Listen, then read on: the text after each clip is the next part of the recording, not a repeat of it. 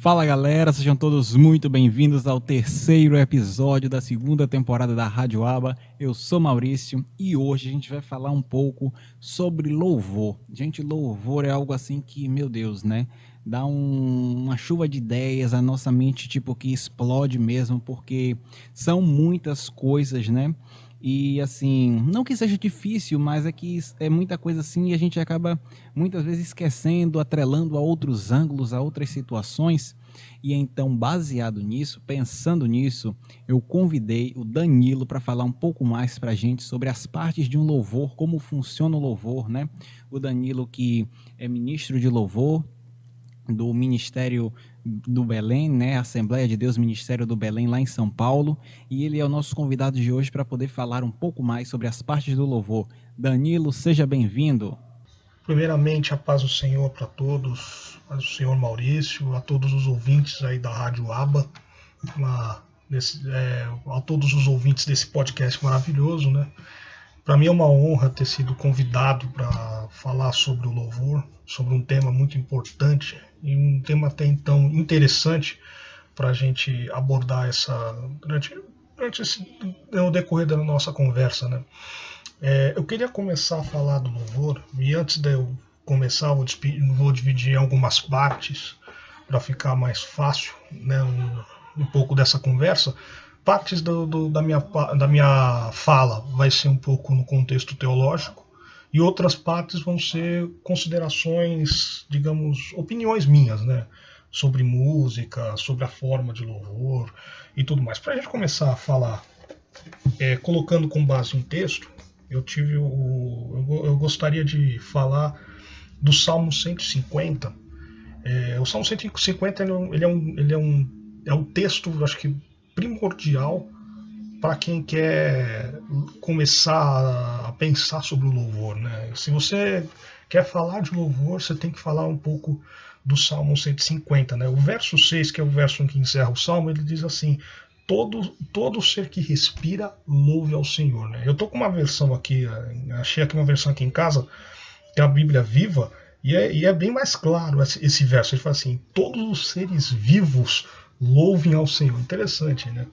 É, e a primeira pergunta assim que normalmente quando a gente fala sobre o louvor, ou me faz, ou faz para qualquer pastor, é o seguinte: o que é um louvor? E muita gente acha que o louvor é simplesmente cantar. Principalmente quando a gente fala, vamos fazer um momento de louvor, né? Aquele período de adoração com um grupo que a gente chama erroneamente de grupo de louvor, né? Nada mais é do que são os músicos e os cantores da igreja. Mas o louvor, ele tem um significado muito mais amplo. Se a gente for pesquisar no dicionário, o louvor, por exemplo, o Aurélio, ele fala o seguinte: que o louvor é a manifestação, é o ato de louvar-se.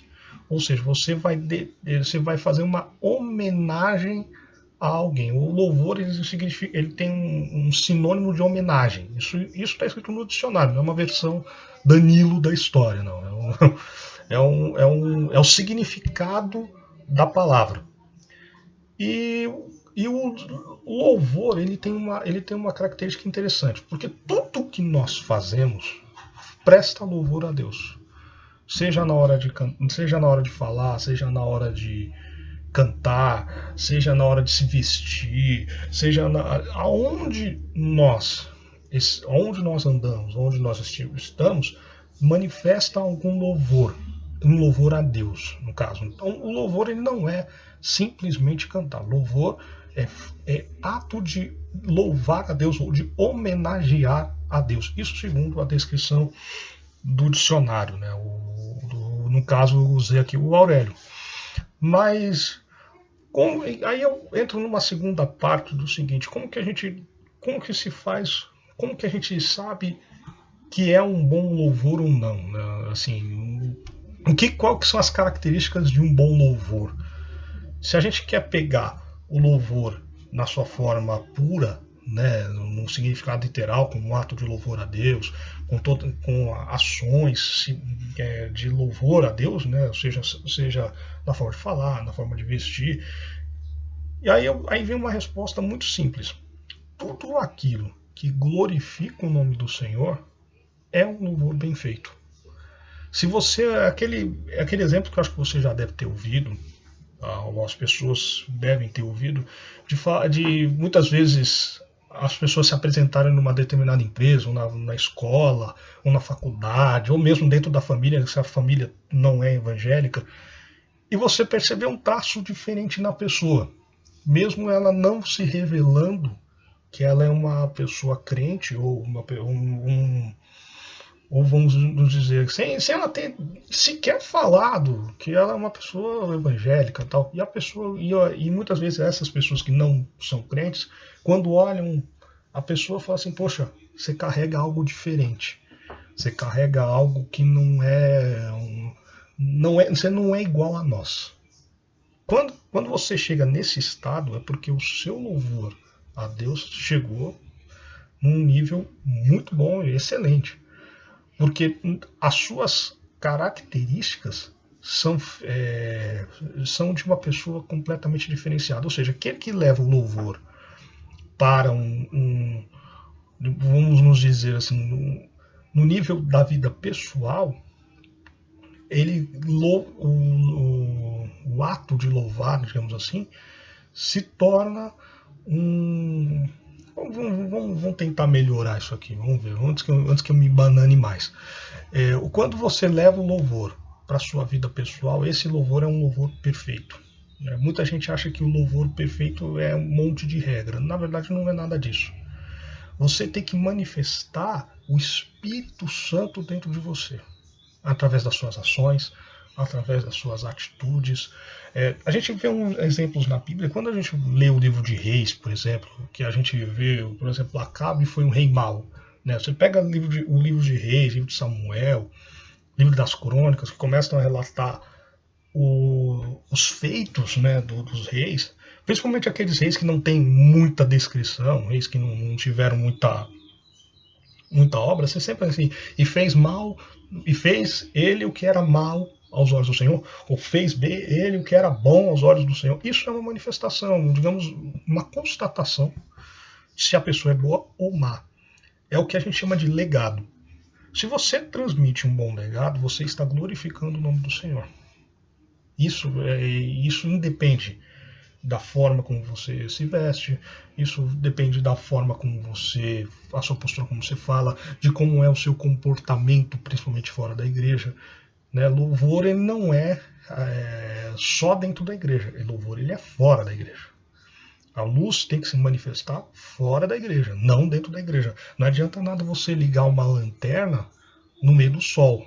A gente sempre fala isso, né? Não adianta você ligar a luz quando tudo está claro. A luz só tem uma utilidade quando está escuro. Né? Isso eu acho que eu tentei demonstrar assim claramente o que seria o louvor. Então, resumindo um pouco, o louvor ele nada mais, nada menos que o conjunto de ações nossas que glorificam o nome do Senhor. Ações fora da igreja que diz respeito a caráter, que diz respeito a vestimenta, que diz respeito à conduta, às atitudes. Então, isso é o louvor.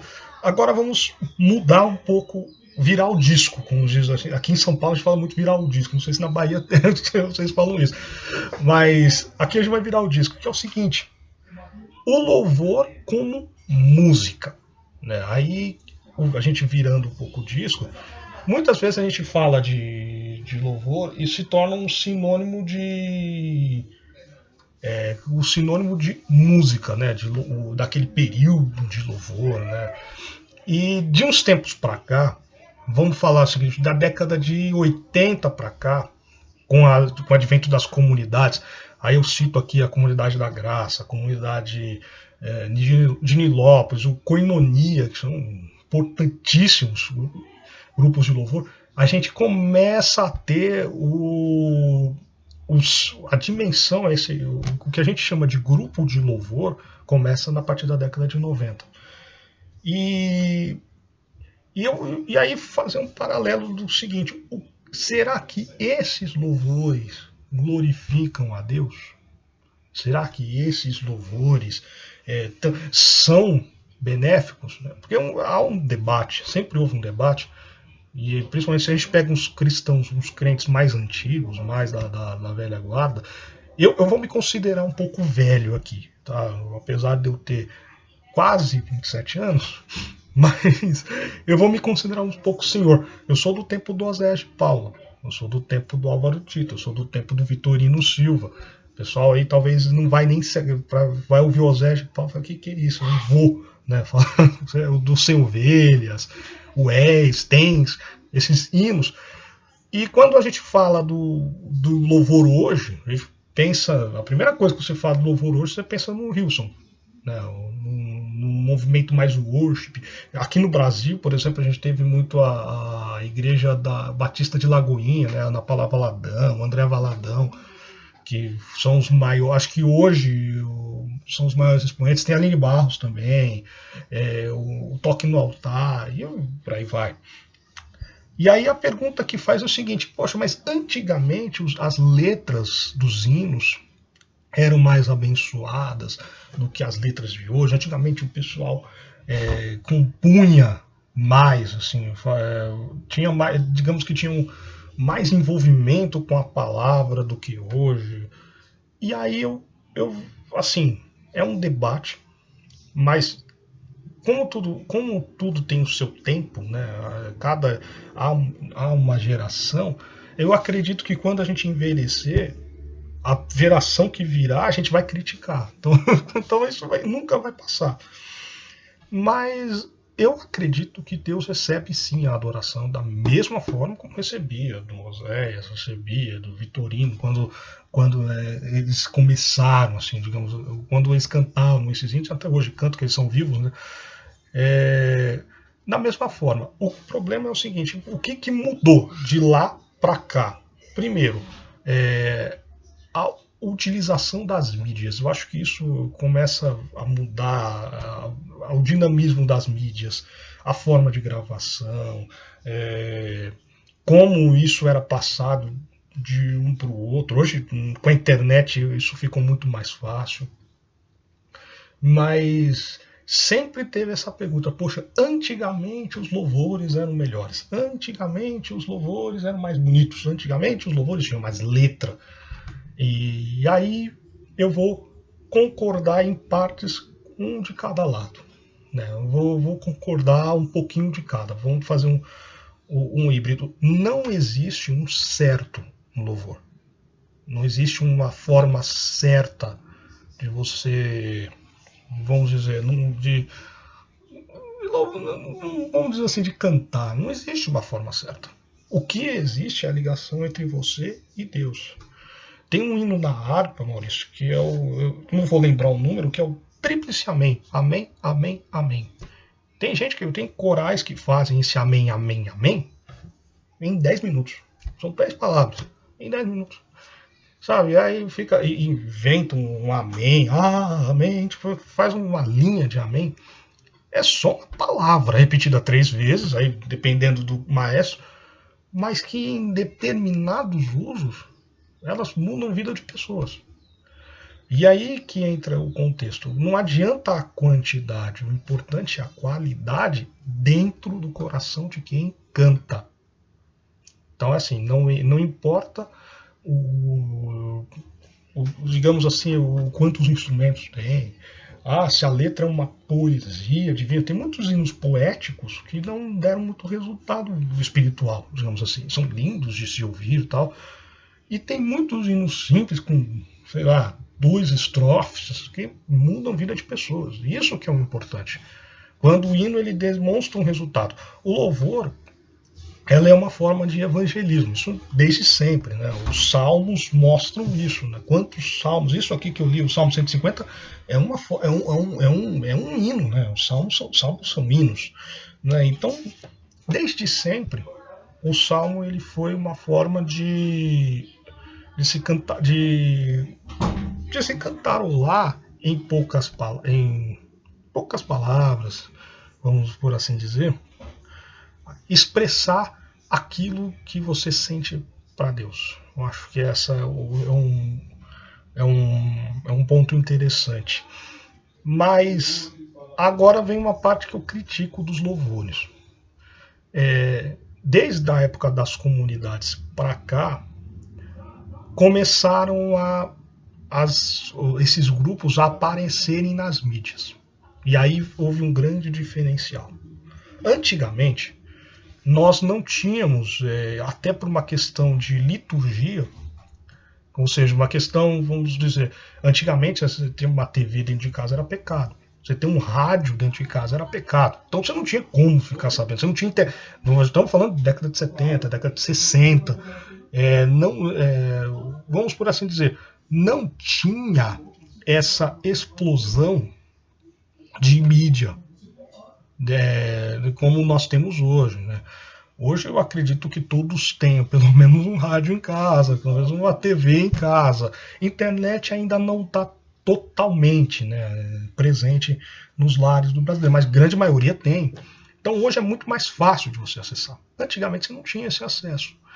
Antigamente, por exemplo, as primeiras rádios evangélicas começaram a distribuir esses hinos. Mas era um nicho muito fechado, só os crentes tinham acesso a esse nicho.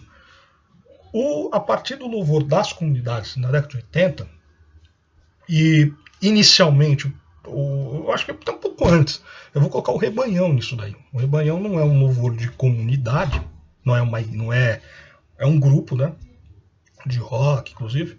Começou em 81, se não me falha a memória, eu acho que foi 81, acho que o Rebanhão começou, que veio essa onda, né, para a televisão, para o rádio, e aí começou a disseminar a música evangélica nos ambientes, no mundo, assim, né, no mundo fora da igreja, atraindo a atenção de gravadoras que na época, por exemplo, a Polygram, que era uma gravadora multinacional, hoje ela se chama Universal, né?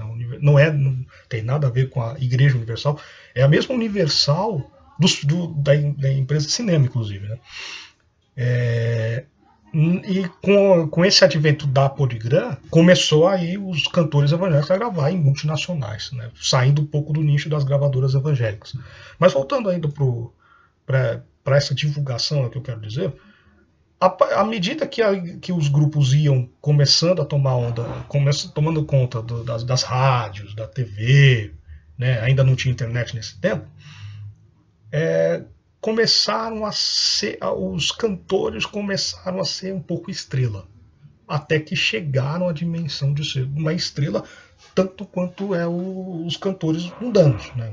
Os cantores de rock, cantor de pop, artista de cinema, eles tinham o mesmo gabarito com todos eles. Mas quando eles entram nesse nicho, né, de ser artista de cinema, de querer ganhar para lucrar em cima da palavra, aí é uma opinião pessoal minha. No meu ponto de vista, eu acho que foge da ideia do louvor verdadeiro, do louvor de coração. Porque quem nos paga, quem nos dá, não é pagar em dinheiro, né, mas quem nos dá a bênção é o Senhor, é Deus.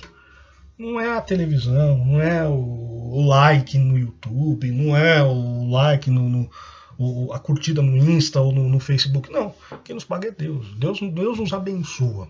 Né? E tudo isso é para a glória de Deus e não para a glória da própria pessoa. Hoje nós temos aí glorificação de personalidades, de cultos à personalidade. Né?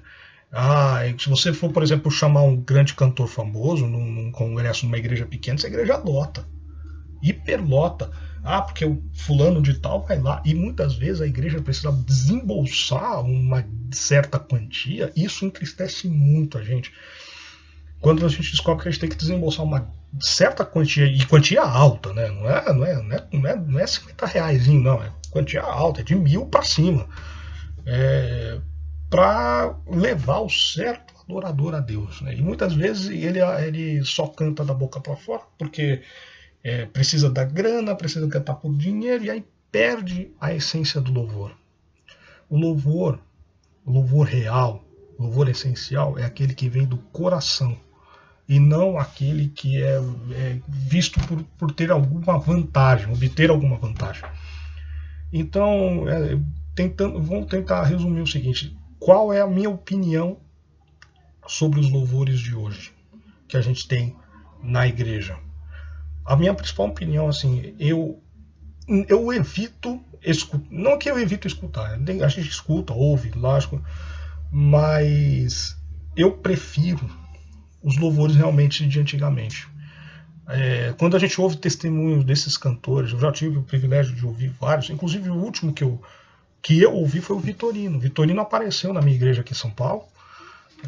Eu tive a honra de tocar com ele, inclusive sem ensaio nenhum. Depois, no dia seguinte ele se apresentou com a orquestra, mas naquele dia ele se apresentou, só tinha eu lá tocando teclado, mesmo mal e mal ainda por cima. E ali eu vi a essência de um adorador legítimo, né? Não importa as circunstâncias, não importa o problema, não importa o auditório, o espaço, ele sempre vai ser um adorador. Ele sempre vai ser um levita. Né? Ele sempre vai ser alguém que vai levar a palavra de Deus aonde quer que seja. Né? E a pessoa testemunha isso. Então, ao contrário dos artistas que querem ganhar vantagem, quer obter vantagem em cima de algo que não. Em cima da palavra de Deus. E muitas vezes, alguns desses artistas, não vou generalizar, obviamente, mas alguns desses artistas ainda dão uma certa trapaceada no negócio. Né? Então, infelizmente, hoje, nós vivemos um empobrecimento cultural dentro da igreja, por incrível que pareça.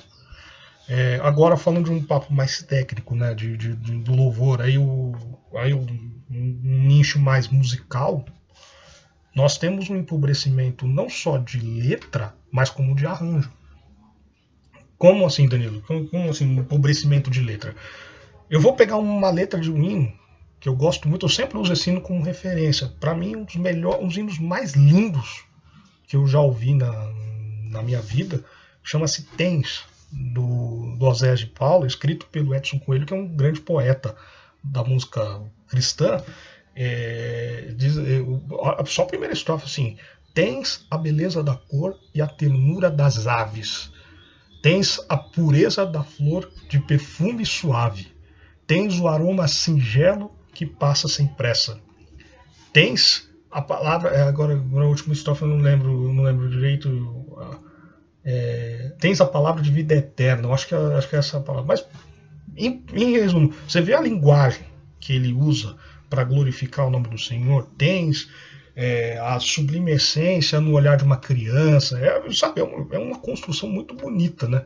E aí a gente vê os louvores de hoje, né, esses worship, né, da vida, não querendo criticar, não querendo dizer que quem gosta de worship não tem bom gosto, não, mas você vê uma pobreza muito melancólica quando começa a ver uma pobreza um pouco de linguagem, quando você vê muita metáfora, né? Tu és o meu respirar, né?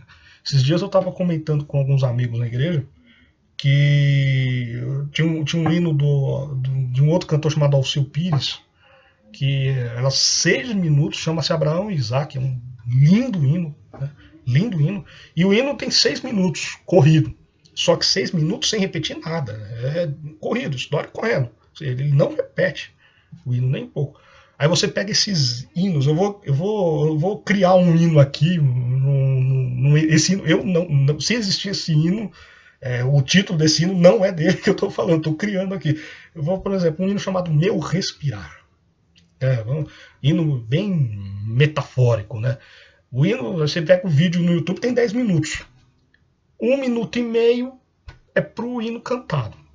Aí você pega mais umas 250 repetições do coro, aquele coro que tem 3 palavrinhas, aí fica mais 2 minutos de braço aberto, acho que respirando, não é possível, porque é só isso que eles fazem, meu respirar e não sei o quê, e encerra o vídeo. Quer dizer, aí você pega a letra escrita, só tem poucos versos. Né? E mesmo assim, versos que não se encontram, não dizem nada, não são usados, porque parece bonito, né? E o que nem tudo que é bonito, na verdade, na realidade é verdadeiro, né? O é sincero, o é bom, né, de qualidade. Então, em resumo, realmente a gente vive um problema sério de empobrecimento cultural na igreja. E esse empobrecimento, aí dando uma causa, a primeira de tudo é você ter um relacionamento de fato com Deus, né? Ler a palavra, entender a palavra.